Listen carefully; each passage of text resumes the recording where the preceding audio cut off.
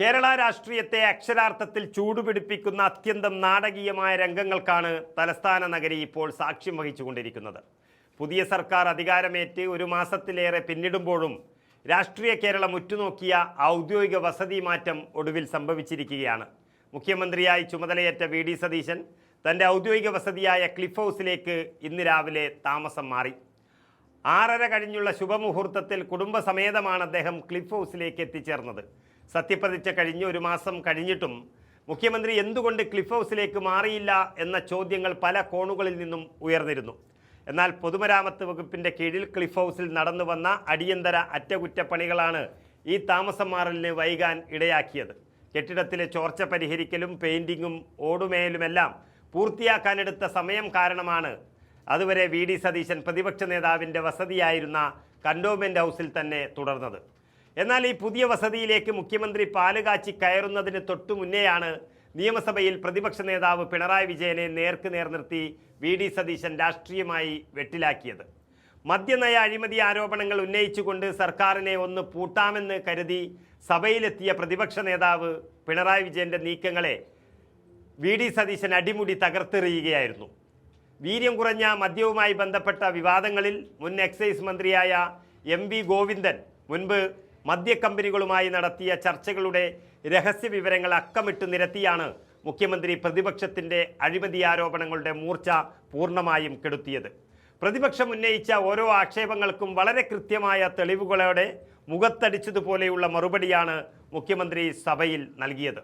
മദ്യനയം സംബന്ധിച്ച് യു.ഡി.എഫിൻ്റെ മുൻ നിലപാടുകളെക്കുറിച്ചും ബജറ്റിലെ നികുതി ഘടനയെക്കുറിച്ചും പ്രതിപക്ഷ നേതാവ് പിണറായി വിജയൻ ഉയർത്തിയ ചോദ്യങ്ങൾക്ക് വി.ഡി. സതീശൻ നൽകിയ രാഷ്ട്രീയ മറുപടി സഭയെ ഒന്നടങ്കം അമ്പരപ്പിച്ചു. ഇത് കേവലം ഒരു നയത്തിൻ്റെ പ്രശ്നമല്ല, മറിച്ച് പ്രതിപക്ഷത്തിൻ്റെ ഇരട്ടത്താപ്പാണ് എന്നായിരുന്നു അദ്ദേഹത്തിൻ്റെ വാദം.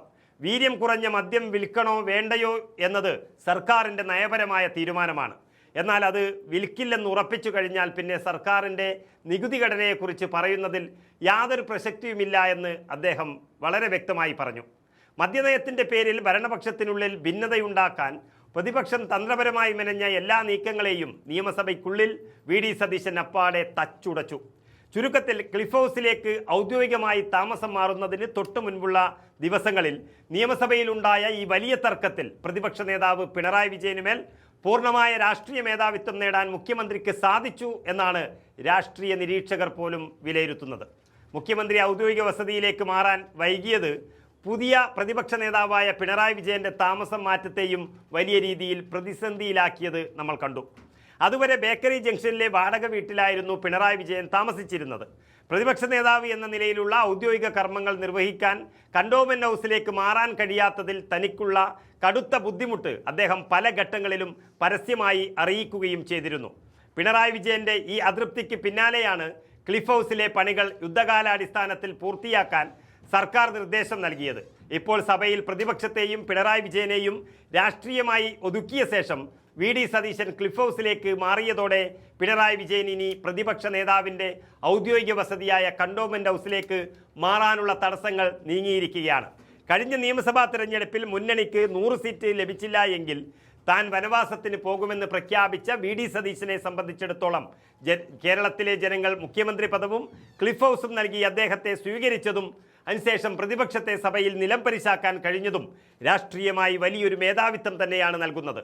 വരും ദിവസങ്ങളിൽ കേരള രാഷ്ട്രീയം ഇതിലും വലിയ പോരാട്ടങ്ങൾക്ക് സാക്ഷ്യം വഹിക്കുമെന്നതിൻ്റെ വളരെ കൃത്യമായ സൂചനകളാണ് ഈ സംഭവങ്ങൾ നൽകുന്നത്.